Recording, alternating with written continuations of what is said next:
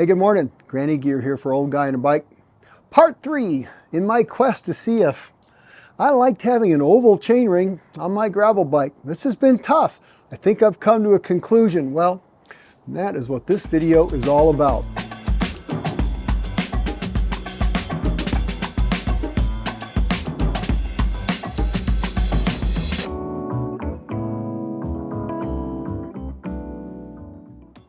Okay, this is part 3. In my experience running an oval chainring instead of a round chainring on my Turner Cyclosis gravel bike. And if you want to know the backstory of this, I'm not going to go into it now. Go back, watch the other 2 videos. You kind of see how I got to where I am today. So to bring you up to date, at the end of the last video, what I said was on camera, something like, I've got a lot of riding to do before I make up my mind about this oval chainring. Well, that kind of didn't happen. And here's why. Went out on a typical gravel bike ride that I normally do. Decent amount of climbing, just kind of my typical ride. When I was done with it, I was still somewhat conflicted. I couldn't really tell if it was really doing that much for me. There were times where it was a little bit odd and other times where I didn't notice at all. And I thought I still wasn't convinced it was really doing that much for me, okay?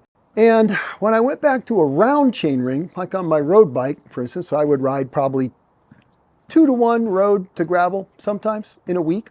And when I got back on the road bike, which has, of course, round SRAM road chainrings, I really wouldn't notice much of a difference. It felt great, felt normal.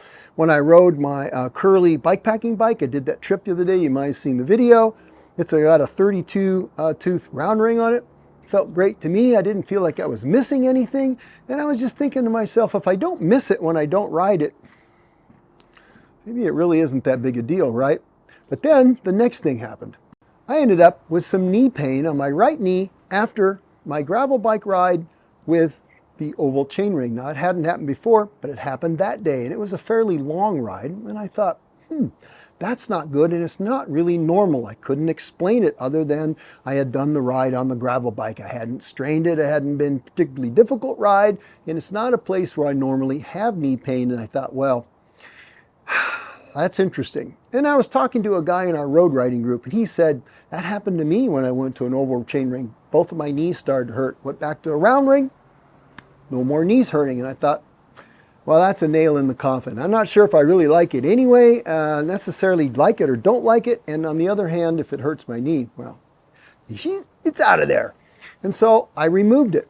And then I went and did a couple other rides, not on my gravel bike. Little time went by. Get back on the gravel bike for a ride that I know very well. It's like a 30-mile loop. It's up there in Ojai, California. It's Sulphur Mountain, if you know it. 10-mile dirt climb, never terribly steep, consistent though. It's a little bit of work. It's a great place to just see how a bike pedals over time uphill. I didn't get out of the parking lot before I realized that my saddle was too high.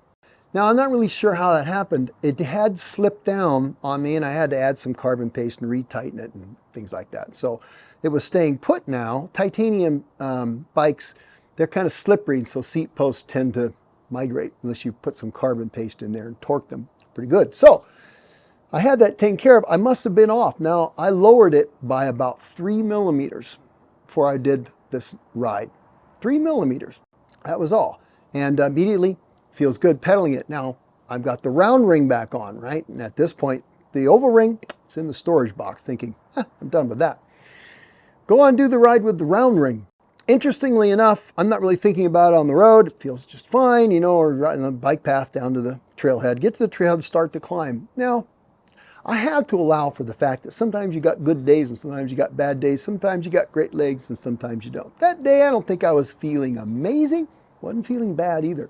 And it seemed like to me that I was laboring a little bit more to get the pedal over the top of the crank. And I was just kind of looking at the gears I was using and how it was feeling. And I thought, well, I don't really ride this way on the road bike very often. Honestly, there are too many hills around me where I'd be grinding out anything on the road bike. It's geared pretty low. And I thought, that's interesting.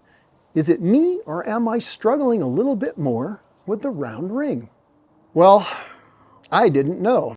And at the end of the day, actually, my knee didn't hurt. And I thought, well, I do kind of think that that was probably that the saddle was too high, because it was in the back of the right side of the joint, kind of where a hamstring would start to pull if your saddle was too high. And I thought, I don't think I can blame the oval ring for that, or can I? And so back to my garage, put the oval ring back on, and I scheduled within about 3 days to go redo that climb. That's just what I did.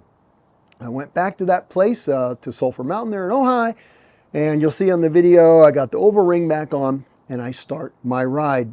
I'm back again in Ojai, California, riding one of my favorite gravel loops, Sulphur Mountain. And I am in the middle of this predicament, trying to decide if this oval ring is working for me or not. But I want to ride this today. I want to see as best I can, assuming I'm feeling about the same and the pace of the day is about the same and all that. Do I feel like this is doing something good for me, or is it just there? So that's my mission for the day. I'm going to ride this 10-mile dirt climb, and I want to see what my legs tell me about today compared to last time. I don't think I was feeling amazing that day. I just felt okay, just like I felt the other day, okay. And yet, looking at it, I was sometimes one gear higher. In other words, a one gear higher gear, one gear down in the cassette, not up. And the times where I was in approximately the same gear, because I'd looked on my last ride, I was looking to see where I was in the cassette at different parts of the ride.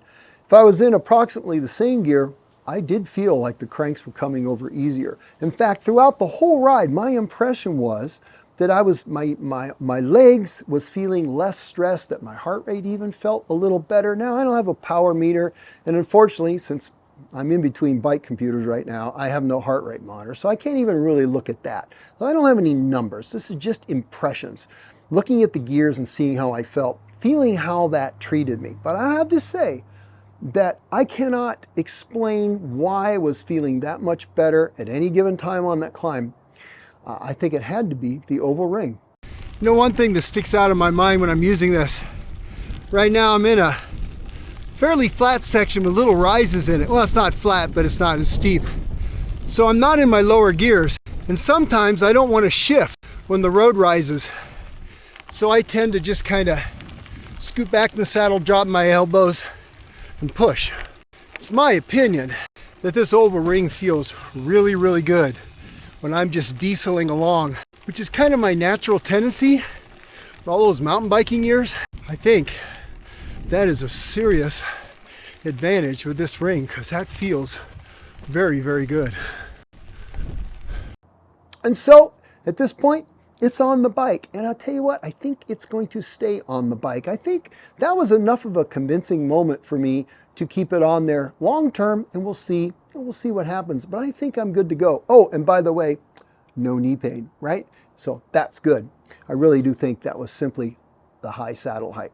So that's it. It's a really, really quick Tech Tuesday video, but I wanted to follow up as part of my gearing series because it's been an interesting quest, because it's kind of a different kind of thing. And here's the thing, as I've talked to people, I have a couple friends who I respect who love oval rings. It seems to be a rather individual thing. You don't see the science behind it being proved that you're saving watts or getting more power or less heart rate or whatever. You know, you don't really seem to see that proven. It really seems to be, do you like it or not? And the thing is, if you like it, well, you should just ride with it, because why not?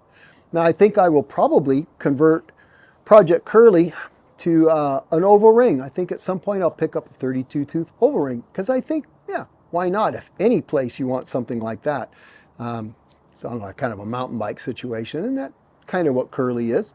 And I'd actually kind of like to try it for the road. The problem with keeping me from doing that, though, and even the fans of oval rings will tell you, they just don't shift particularly well in a road double chainring oval situation. I mean, when you think about it, you want that front derailleur to be, what, 2 millimeters above your chainring for shifting, you know, optimization or whatever that little spec is. And then all of a sudden you've got, basically, as your crank turns, that chainring is changing height in relation to the derailleur cage, depending upon where you are in the rotation, you know all of a sudden you're in spec, out of spec, somewhere in the middle of spec, and that thing's trying to shift. And that probably, well, that can't be good.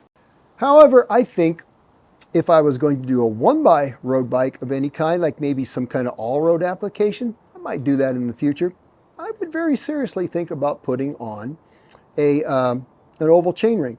Now remember, I've been using the Garberuk chainring. Now, the reason I mention that is not only do I think he makes really nice stuff, and the chain line on this, it tucks in a little bit more to the frame. In my opinion, the offset of his chain rings are better than some of the others because you get a nice chain line.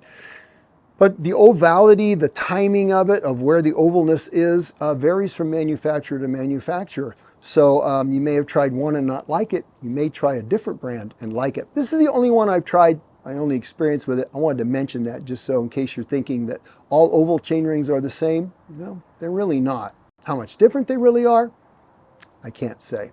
And the last final thing I would say is if I was in a situation where I was spinning really high cadences a lot, maybe you're running one by, okay, like I am, and yet sometimes you're under geared a little bit. In other words, you're spun out a lot because maybe the group you're riding with is faster or they have doubles and you don't. And so you're sometimes, this isn't great if you need to spin it fast. I find myself actually on that last ride actually shifting up to a higher gear and kind of dieseling along, which, well, I kind of like anyway. Now, I'm not at 20 RPM or something like that, but it does make it easier, I think, really does make it easier to pedal a slightly bigger gear.